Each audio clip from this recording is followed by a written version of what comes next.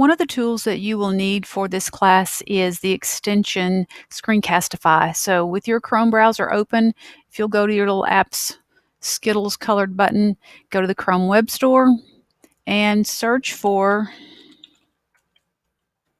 Screencastify.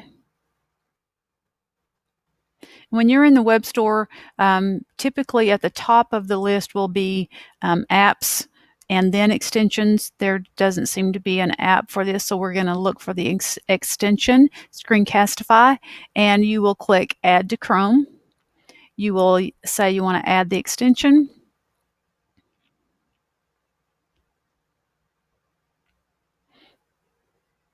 And it will tell you that it's been added to Chrome. If this is the first time you've ever used it, it may ask you to allow access to your Chrome profile, and that you'll just say yes and click until you get the extension added. You can tell that the extension is added because it's a little black film strip icon, and I'm going to actually drag mine over closer where I can actually see it, and I'm going to click on it as if I'm going to use it for the first time because we want to handle some settings. You will need to set up your camera access, so I'll click here, and you will allow your camera to be used for Screencastify. This is a very important setting right here. The question is to choose where to store your recordings. Your choice is going to be Google Drive because Screencastify automatically creates a folder for you in your Google Drive where your videos will automatically be saved, and you don't have to worry about where they're going or where to go and find them. So please make sure that Google Drive is the selection for where your recordings are going to be saved, and click Next. And you can click the Sign In button. You will sign in, of course, with your GISD Google account. Mine is a test teacher account for demonstration purposes, so I'm clicking on that account.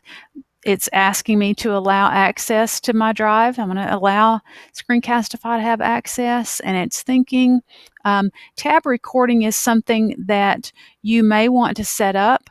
It has some features to it that you don't have if you don't have tab recordings to set up.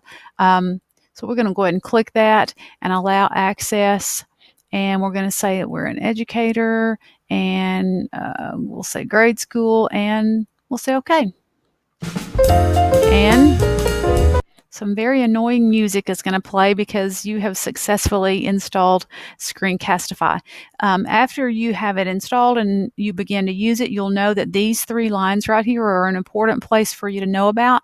If you click here, you have some options. You have some setting options that you can look at, but I want to call your attention to this Your Recordings button. Once you begin to use Screencastify and you have several recordings made, you can click here and see the recordings that you have made and work with them from here. So that's basically how you get Screencastify, how you set your settings so that you can use it successfully. Once you begin to record, you'll hit this little black film strip icon. You will get some choices here, whether you want to record just one tab, which is rare because if you choose to record just one tab and you navigate out of that tab, the recording won't follow you. So only under some unusual circumstances will you use tab recording. The desktop is the most common choice here because it will record anything that's going on your computer screen.